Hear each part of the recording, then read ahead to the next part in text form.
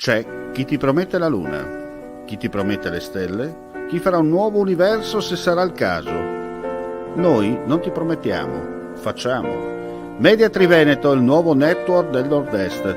Chiama senza impegno allo 0434 31 63 25, orario ufficio, da lunedì al venerdì. info@mediatriveneto.com.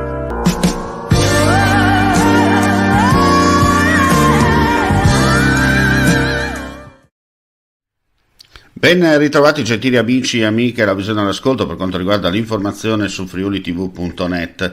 Trieste, tra le iniziative della questura giuliana intraprese a favore dell'area cittadina di piazza Garibaldi, già oggetto nei giorni scorsi di 2 misure di prevenzione emesse dal questore a carico dei responsabili di violente aggressioni avvenute nelle settimane passate, nella mattinata di domani la Polizia di Stato sarà presente con un punto di ascolto informativo mobile dedicato alla cittadinanza in generale e in specie alle donne, per diffondere l'importanza di una cultura fondata sulla parità di genere. Inizia oggi da 2 giorni promossa a Ronchi dei Legionari dall'Associazione Leali delle Notizie in occasione della Giornata Mondiale della Libertà di Stampa. Stasera l'Auditorium Comunale Casa della Cultura ospite sarà il giornalista e blogger maltese Manuel Delia. Delia dialogherà con Paolo Mosanghini, condirettore del Messaggero Veneto, sull'importanza della libertà di stampa e di espressione nel mondo, alla luce del lavoro d'inchiesta di Delia sulla corruzione proprio in quella zona.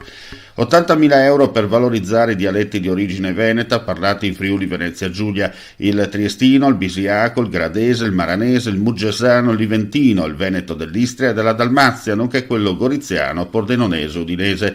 E questo è l'importo complessivo previsto dal bando 2022, approvato oggi in via preliminare dalla Giunta regionale su proposta dell'assessore alle autonomie locali Roberti, nell'intento di garantire la massima efficacia degli interventi finalizzati alla valorizzazione dei dialetti veneti. Con questa iniziativa si intende finanziare in particolare alcuni progetti nei settori studi e ricerche e attività culturali e spettacolo.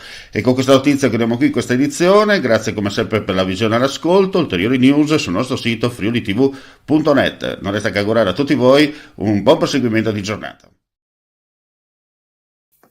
Vuoi assaggiare una birra dove al suo interno scopri la specialità tipica friulana? Lumi Beer, il prodotto ricavato in 20 ettari di terreno coltivato a orzo distico, biodiversità, performance ambientale. Lumi Beer nelle sue 5 versioni disponibili, 4 per consumo veloce e dissetante e la versione Magnum per intenditori. Lumi Beer si abbina a qualsiasi palato. Lumi Beer è un prodotto esclusivo Azienda Agricola Pancera, il buon seme, i buoni frutti.